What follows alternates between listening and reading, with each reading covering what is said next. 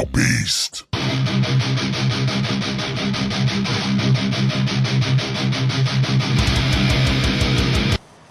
Now there's Starscream back for a quick look at Transformers, and there's a, well, I'd like to say 4-for-1, but primarily focusing on 3 and their Pretenders. I know actually everybody suddenly decided that now they're really not interested because it's to do with Pretenders, but trust me, this is really interesting, and if you don't want to get these characters after I've explained some backstory about them and the individual toys themselves, then I'll eat my hat if I had one. So let me end up eating my hair. And you don't want to make me do that because that's unpleasant. So, shall we get on with it?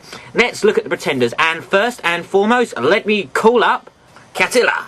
And he looks a bit like Battle Cat, doesn't he? If Battle Cat was yellow.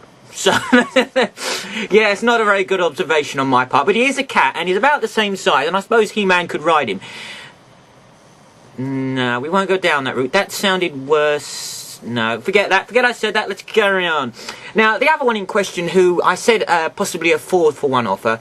I think this is Chainclaw. Now, the reason is he's not really applicable to the story, which involves this one. And there's another 2 that are involved in it. So, for those of you who know the story, and the reason I've left him out already, you'll probably know where I'm going with this one. So, let's focus here on Catilla just for one more moment. He's obviously one of the beast-type Pretenders, so he has no movable parts. His legs are fixed, his head doesn't move, his tail doesn't move, he does absolutely nothing. He displays very nicely as a saber-toothed tiger with a, let's take that off for a moment. And as you know, all Pretenders have their little Pretender counterpart who has an alt mode of his own. So let me just introduce you to the other 2 involved in this. Now before I go on, please make note that for some reason, well not for some reason, for the reason that Catilla here is an Autobot, and so was Chainclaw. The other 2 that I'm going to show you now aren't. Snarler here looks a bit like a warthog of some kind, doesn't he? Boiled boar. If anybody's not, watched Asterix, you'll know exactly where I'm going with that one. So yeah, he could be a boar, but never mind. That's just my job. Alright, don't take it away from me. I'm the boar here, not you. Anyway, as you can tell, he's exactly the same as the other one. He doesn't do anything, he doesn't move. He's missing bits. I don't know. Please, answers on a postcard for that one. Anyway, so that's Snarler and Carnivac here. Now, my Carnivac has some problems. Look, if I push the bottom in, the top goes out, and if I push the top in, the bottom goes out. Now, that might be some problems that people have. I don't know, I'm just saying, alright? If you've got that problem, I feel sorry for you. But he shouldn't have. But I'm guessing it's to do with the Pretender guy inside.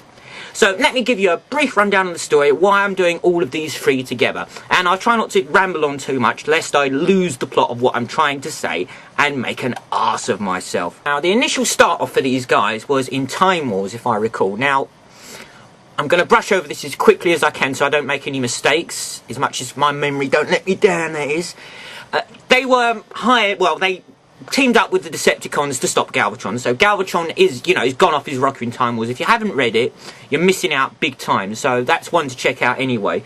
And Carnivac and Snarler, I think, are told to help by the Decepticons to help the Wreckers. And they're also told that if there's any Wreckers standing when the battle's over, make sure you finish them off too. Which is kind of a dumb thing to do, really. But, hey-ho, that's the story. So, Snarler and Carnivac are already known. And Catilla there, I think, is involved in that battle as well. But I'm not sure if he's on the Autobot or the Decepticon side. But, take it for granted, all them 3 are there. Chainclaw isn't, as far as I know.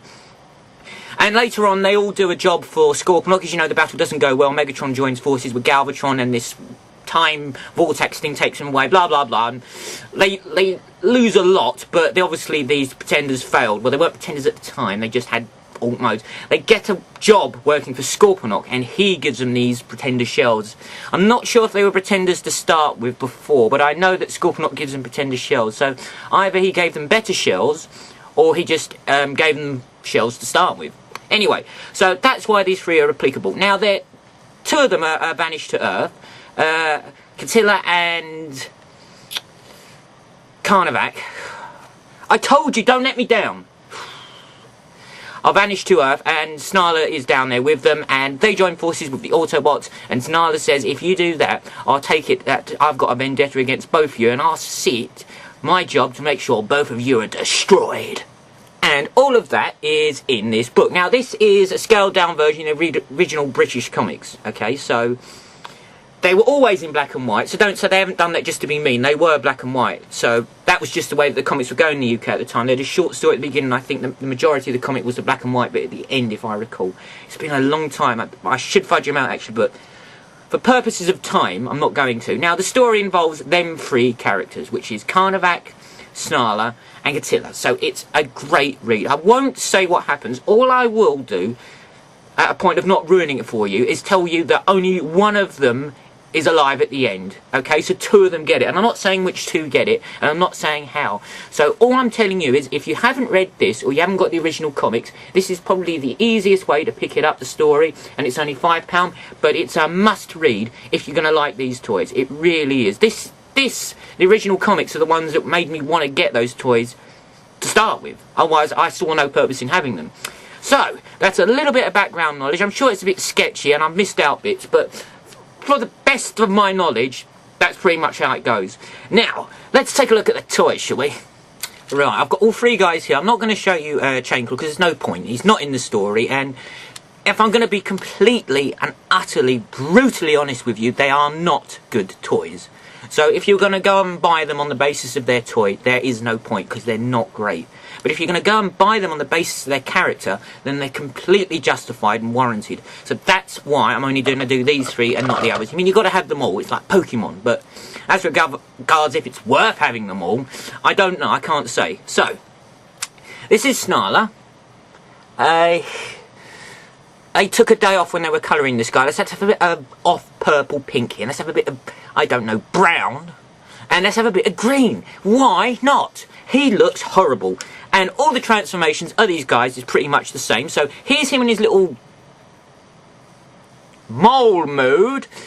Catilla here is slightly better. Not brilliant. As I said, they're very similar in transformation, but he's a little bit better. At least the colour scheme looks very similar to his Pretender Shell guy, which is kind of nice.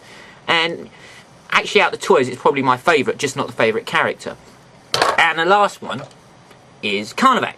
Now, Carnivac looks nothing like himself at all, but he does have a jaw here, you see.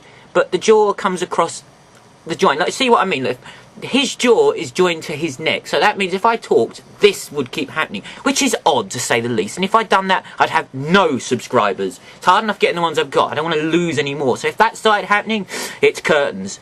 But he has got that problem, so he ain't getting any subscribers. He's just horrible. But in robot mode, slightly better. Where, let's take it for an example for Catilla here. He can't move his jaw at all because he's got a screw going through it. So if he wants to do anything, go, don't make me open my mouth. Okay, go on, open it. That's all he can do. Nothing at all. So, let's see them in alt mode, shall we? And here's Snarler. He's missing his sticker sheet, you can probably tell, but other than that, there's not a great deal to be said about him. They've all got the same problem. They've got a lot going on behind them because they're very small, and Pretenders, obviously, they spent the money on the shell. They're not bothering, well, Hasbro didn't bother giving you too much of a robot inside. So when it comes to hiding their alt mode, they don't bother. So literally, it just folds behind them. So you can see it's nothing more obvious than this one as an example. Head moulding, I'd like to point out for a bit, is alright. It's nothing special. At least he can move his arms, but he can actually move his head too. Now, I didn't know that till I just tried it, so you know, the joke's on me, readers. I'm about to point out you can't even move the head, but you can, so I'm wrong. Can't help it sometimes. But there we go. Not great. Would you give him a mark out of 10? I don't know. Can't be bothered. Carnivac here, who's my favourite out of character, I pointed that out, not toy. He's pretty abysmal, actually, look. Because this doesn't go anywhere, it's stuck, it's solid. And as I'm pointing out the problem with his jaw, well, it has to pivot here, otherwise you wouldn't see his head. And yet again, he's got that same problem going on, everything's happening behind there, it's wrong. Face again, about the same really. Can he move his head? I think he can move his head as well. So that would only take it for granted that Catilla can. Alright, can you move your head? He can't, you see, so that's dumb, isn't it? Now, why is that? They can move their head and he can't. Am I splitting hairs over that? No, not really, I'm just pointing out the bleeding obvious. He can't move his head. But at least he's got a head, look. It's a little bit better than the others. Out of all the toys, he's probably the better one. But yet again, we've got the same problem. Everything's going on behind there. And I mean, even if you fold it up, so okay, so it makes a neater job of it. Okay, so that's neater if you're looking side on, but at the front ways, it looks like a complete arse. Right, so that's my little look back at those Pretenders, and good characters they are, good toys they are not. But they're only justified if you get this, if nothing else, because it makes sense of the toys and the character. It's Way of the Warrior. If you can't find it, PM me, and I'll send you a link to where you can get hold of it. It shouldn't be any more than £5. I can't imagine you having a problem, but if you do, let me know. I wholeheartedly recommend this. I have made a few promises, and I will honour them, okay? It may take me a bit of time. Mike, I know I promised you ages ago, mate, and I really haven't forgotten, but it'll get there, I promise. Better late than never, eh? Okay, so that's me, that's Starscream saying, take care, guys, and see you lot out there.